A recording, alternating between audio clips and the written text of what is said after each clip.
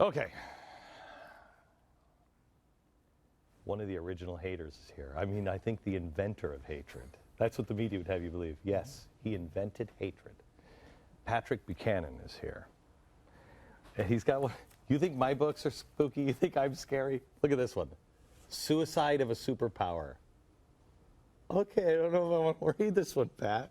Welcome. How are you, sir? Good to see you, Phil. Good to see you. I have to tell you a quick story before we start. What was the last book you wrote? Day of Reckoning.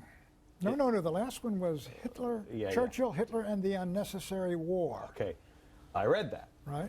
Now I probably read about this much of it. Right. Okay? And it pissed me off so much, Pat. It made me so angry. I'm like, this guy is excusing Hitler. Mm-hmm. How dare him excuse Hitler? And I closed it, but I kept it. Right. And I closed it. Then I educated myself about Woodrow Wilson and all of the nightmares that this country has been involved in. And I don't know how much longer it was, but I picked it up. Right. Thank you for writing that. What an amazingly brave book, and you were right. Well, thank you very kindly. You know, Glenn, you look at it, you step away from it, in World War I and World War II are the great civil wars of Western civilization. What did we kill? 50, 100 million of our Western peoples, destroyed Europe. And at the end of them, all the great empires were gone, all the armies and navies were gone, all the countries. And we were responsible for a lot of it. Well, clearly we were responsible for an awful lot. For the destabilization in before World War I, or during World War I, we wanted our power. Right. Correct me if I'm wrong. We wanted our power, and we told everybody else to destroy their navies and change your alliances. Right. For us, so we could be the great. Right. It was one. I mean, you're talking about the Great Naval Agreement of 1921-22, where we, in effect, told the British, you know, that we're going to cut our navies back to 553. The Americans and the British and the Japanese, and the British Navy was older than ours. But what this meant was, because we were both two ocean navies, us and the Brits, that the Japanese were dominant in the Western Pacific. And that led directly to Pearl Harbor. It's amazing to me, Pat, that until I read that book, I had never asked myself this one question. Wait a minute. The sun never set on the British Empire. It was the greatest navy in the world, in the history of the world up until that time.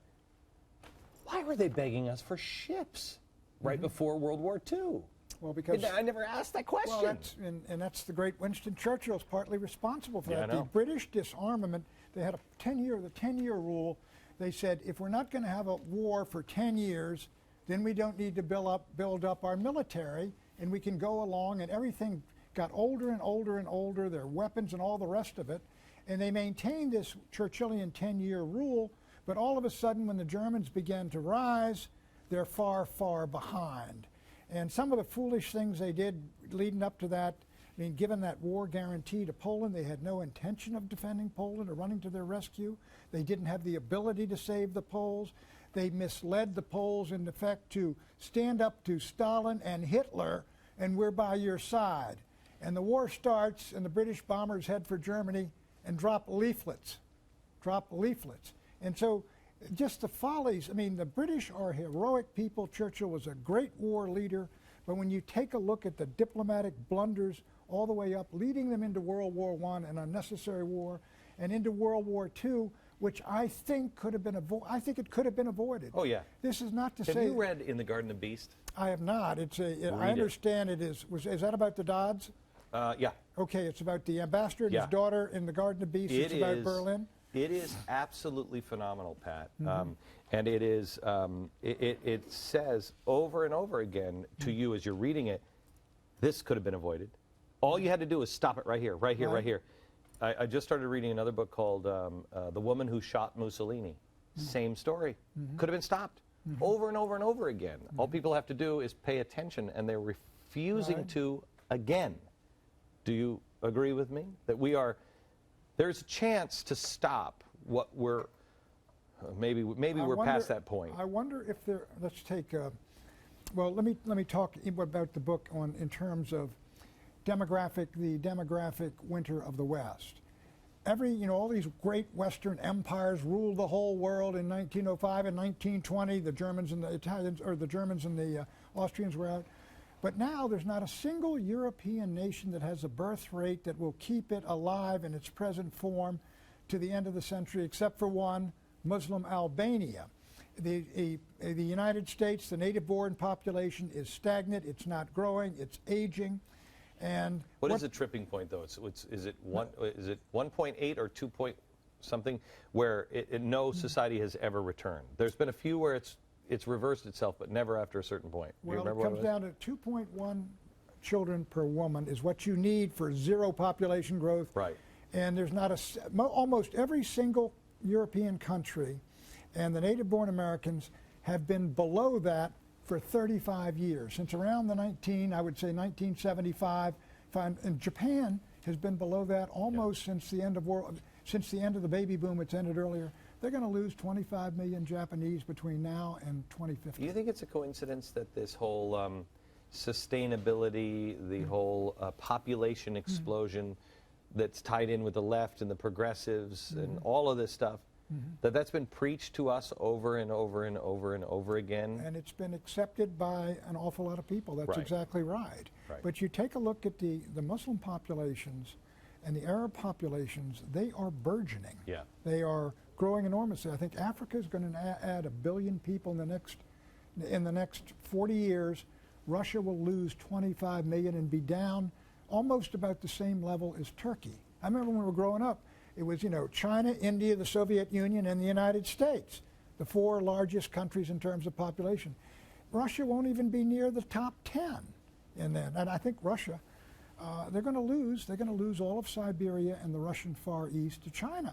They got about 6 million people out there, old. The Chinese are moving slowly across the Amur and Ussuri rivers into that area. And that's the future. And they're going to lose the Caucasus, Dagestan, Ingushetia, Chechnya. You're going to hear about them the way we heard about Georgia in 2008 in the Russia-Georgia war. Those things are going to be torn loose because Russia is going to become increasingly Islamic, and the people who are already fighting these guerrilla wars, the Russians aren't going to be able to stop them. They're losing people. They're losing their young. It's not going to get happier from here. Okay. What is what's happened to us, Pat? What's happened to us is that the United States went through something like the French Revolution, a nonviolent, mostly in the 1960s.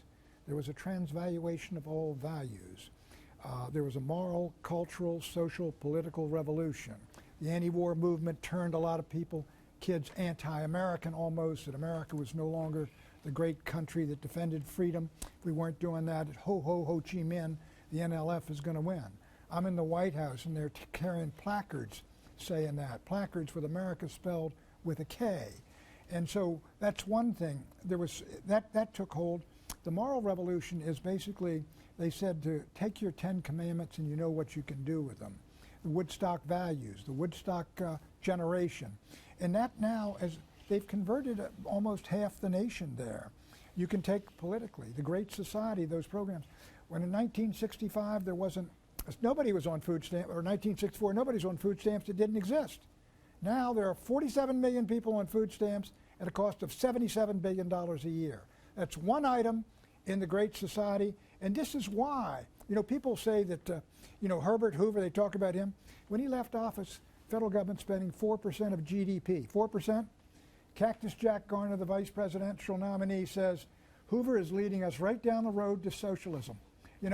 Now we're spending 24%, and somebody suggests, hey, Mr. Obama may be a socialist, and they're outraged. He is spending 6 times as large a share of the economy as Hoover did. Is he a socialist? I think basically, if Bernie Sanders is a self-described socialist and Barack Obama had a voting record to the left of Bernie Sanders, what do you think? I'm just wondering if anybody else will join me here. No, listen. The guy's a Marxist. He's not a socialist. Right. He's a Marxist. Well, I mean, let me say this. I do believe that he shares a number of ideas. Pat, it's Yeah. okay. I know you work at MSNBC. I know you. I know the lion's cage. You have to go into. You don't have to even mention that you were even here. It's okay. No. What you don't understand is I'm like a Jesuit missionary to the Iroquois over there. Okay. No, that's my home network, and I enjoy working over there. But look, in the let me just say on the Marxists. I believed him. All right, who is the fellow that the radical out there in Chicago that he and Bill Ayers? No, the radical in Chicago that he and Hillary were admired. Who talked about confrontation politics and all of this. I know you know his name. I can't think of his name right now. He's an acolyte of that fellow. That's right. I do think as president, though, I think if he could do all these things. Frank Marshall Davis. No. I've heard that name too. I'll think of it. Well, you're about to hear much more about that name, but okay. I think if he could do certain things politically, he would. But I think he is sort of he moves like the bubble in the carpenter's level, and he realizes, we can't do that, and we're going to have to move somewhat over here if I want to get reelected. I think he's got a real streak of pragmatism and opportunism. Where is his heart at? I think you read his books and read what his beliefs are. What's happening with Occupy Wall Street, do you think? I think it's going to, rain is going to come, and the snow is going to come, and the publicity is going to diminish, and I think they're going to get into the kind of misbehavior that's going to make President Obama wish he had a lot more distance between him and them. I've called it a revolution of the trust fund babies down there. And what does that mean? That means that some of those kids are pretty wealthy, and they're okay, and they're well off, and they're down there, I think, making a scene. And I think there's something juvenile about part of it. Let me say this, Glenn. I was in the White House, and I was down at the March on the Pentagon in '67. I was over there as a journalist.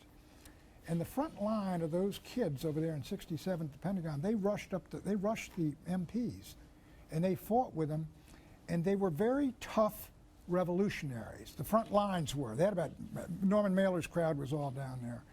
But then, when I was in the White House later, I looked out to EOB during one of those, when they shut down the city, and a cop got out of a car with a yardstick, and he scattered about 20 or 25 of them. And I said, this thing is over because these kids aren't standing up, and these aren't revolutionaries. These are kids out here on a lark, they're raising hell and all the rest of it, but the revolution is over. The difference between 1967 and '68 was you didn't have a financial collapse coming. Right. And you also didn't have the globe in revolution. I mean, I think you have revolutionaries here that aren't necessarily that are Islamists as well. Right. They will fight. Well, listen to the Islamists, but whatever you say about it, those folks in Egypt, some of them are willing to die. The folks in Yemen, they're willing to fight and die to get rid of people, and they're certainly going to get 3,000 dead in Syria.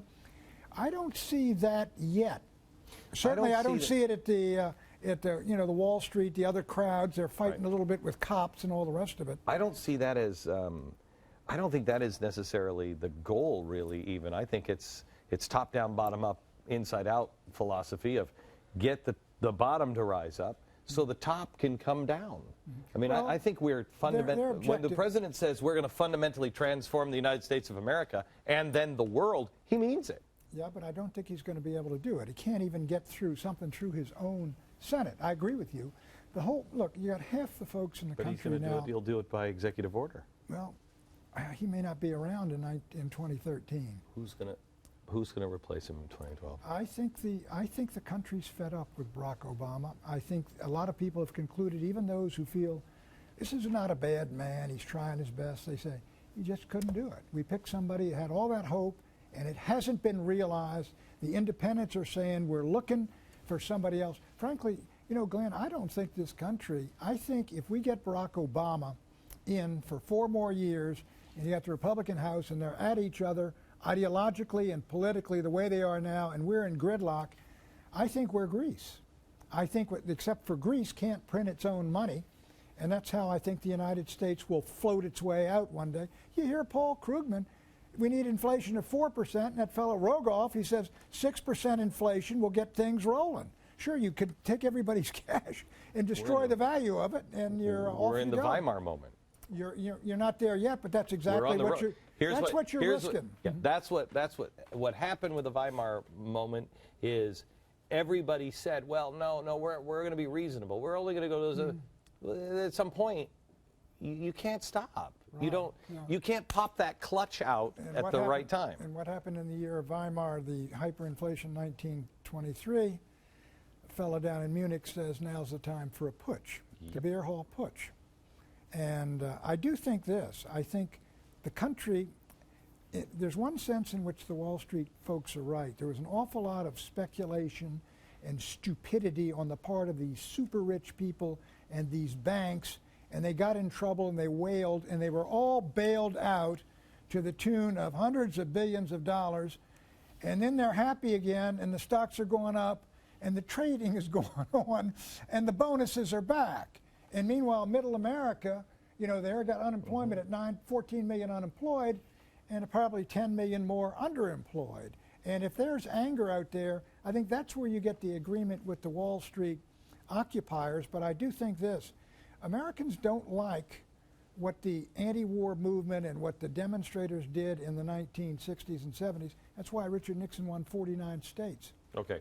When we come back, I want to ask you a little bit about a caliphate. If you think that Islam is trying to do a caliphate, and I want to go a little bit back to entitlements, because that's what we're really trying to. That's what the fight is against. We'll do that next.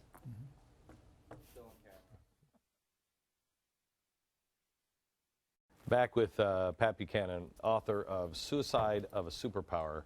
Will America survive to 20? I don't want to rack the ending here. Does America survive to 2025? Not as the kind of country we used to be. Not as a lone superpower. Do you think we go into civil war? Carl Rowan, the late African-American columnist who worked in Lyndon Johnson's White House, wrote a book in 1995, The Coming Race War. I read that. I don't think we are. I think what's happening, Glenn, and I hope it's just this, is that people are simply fed up and don't like each other. They differ on politics and faith and philosophy and what is a good life and what is right and wrong. And so people, I think, are moving. There's a secession of the heart taking place in America. People are moving away from each other and segregating themselves by ethnicity and religion and belief and all the rest of it. That sounds like the Balkans. It's Balkanization of America. That doesn't work out well. Doesn't work out well. But see, the thing is, the Balkans, at least they were congregated in Croatia, Slovenia, Macedonia, Montenegro, so they could split away. We're all mixed up now. It's not like 1861, where you get the Gulf states, Georgia and South Carolina, say goodbye. People, I think, are moving away from each other, and I think that's happening.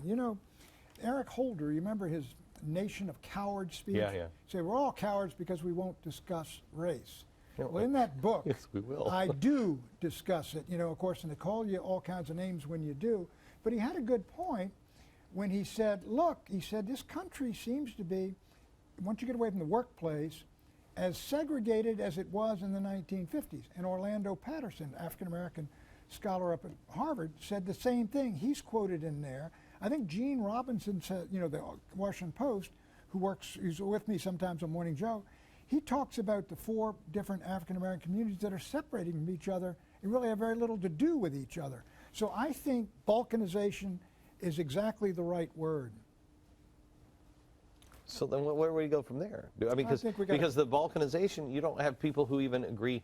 You're talking about values, principles, Constitution. We don't even agree on the Constitution anymore. That's exactly Some people right. believe in it. Some people are like, yeah, it's nice. But it's old and dusty. Yeah, what does the First Amendment say about celebrating Christmas and Easter in the public schools? Got 2 different opinions. Right. What does the Ninth Amendment say about right to life and abortion? We would say it's got nothing to do with it. That's always been a state issue.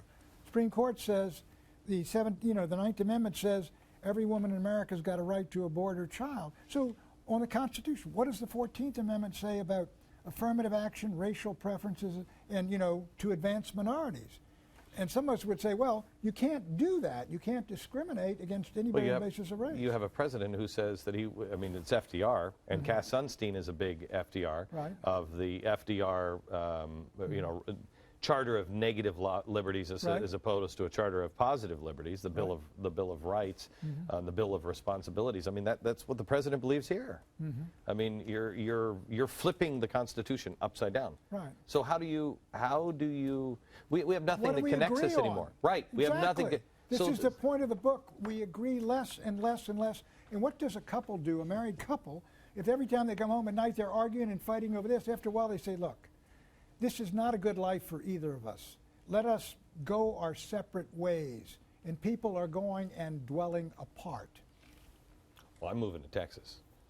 Well, I am. I'm moving to Texas. Keep an eye on the Rio Grande River, okay, That's right. Glenn? I'm moving to Texas. I'm leaving this studio here. We're going to be doing production out of this studio here, but I'm also building studios down in Texas because, you know what? I was walking down the street on Friday, Pat, and I'm walking with my daughter, and somebody's walking behind me, and somebody says, you know what we should do? We should just shoot Benjamin Netanyahu in the head in the streets. We should just gun him down in the streets. And I thought, I got to get out of here, man. I got to get out of this town. This was in New York? This was in New York on Friday. Well, you know, I'm not a great fan of this. I grew up in Washington, D.C. It was a different Washington, D.C. It was sort of a soft southern town, and now, of course, it's this great capital. But, you know, I've never been a big fan, frankly, of the city here, you know.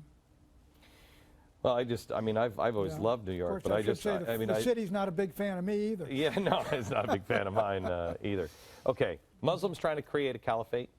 I think what the Muslim world has, you know, a great Catholic scholar said, Hilaire Belloc, in the year of 1938 of Munich, and there were we get Nazis and the Western democracies and Stalin all mixed up. He looked south, he said, you know, I think that place is going to wake up, and I think they're going to come and challenge Christianity and the Christian world as they did when they almost overran Christianity. They were stopped in the center of France by Martin of Tours. And he said, I think they are. That's what I think is happening. There is a great awakening in the Islamic world and a belief that the Western world that ruled them is all done, that the Western populations are all aging and dying, that the Western's going to need Muslims and folks from that part of the world to come and take care of their old and aging, dying people, and they're going to inherit the earth, and their time has come. I think you see that. Take a look at what's happening to the Christians, the Copts in Egypt. They're burning church. In Ethiopia, there was a pogrom in Ethiopia. You have the same thing. Look what happened to the Christians in Iraq at liberation. Half of them fled their homes, and half of those who fled their homes fled the country forever. It's happening in India. It's happening, of course, it's by mobs there, not the government, and it's by mobs in Pakistan. Afghanistan, liberated. A fellow named, whatever it was, he was a guy in his 30s, and he went to get his kids. He'd converted to Christianity to get them from their grandparents. And he said he converted to Christianity. He wanted his children. They tried, convicted him, and sentenced him to death. He had to flee the country and go to Italy to live. Now, this is in liberated Afghanistan. 17 million Christians there. I wouldn't bet a fraction of them are there in 2050. You said to me when we talked on the air, you said there's really one solution. Do you remember what it was? I mean, besides, hey, I've made 4 kids. What are you doing tonight? Come on, I'm not talking to Pat, I'm talking to you. Right. What are you doing tonight? I mean, not that you know what I'm saying. Go make some kids. Right. Besides that, what needs to happen? My view is that it's like you can't roll these revolutions back. I mean, I think politically we had a great leader. I worked for Ronald Reagan in his White House. He could do things about fiscal policy, peace through strength, standing up to the Russians, helping the Mujahideen and the others against the Soviets. On those fronts, I think we can, if you get a good Republican Senate, Republican President, and a Republican House, I think you can do some things. You can't roll this revolution back in the United States because it's captured the hearts.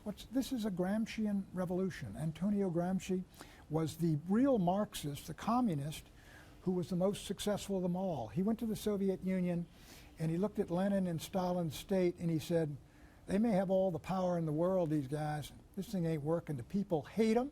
The people love their religion. They love Mother Russia. They love their culture and traditions they grew up in. They've been inoculated against communism by 1,000 years of Christianity. You can't penetrate these people.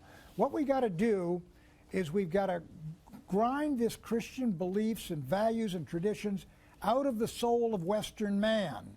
And that means a long march through the institutions, capture the schools, capture the academy, capture entertainment, capture Hollywood, and continuous over several generations.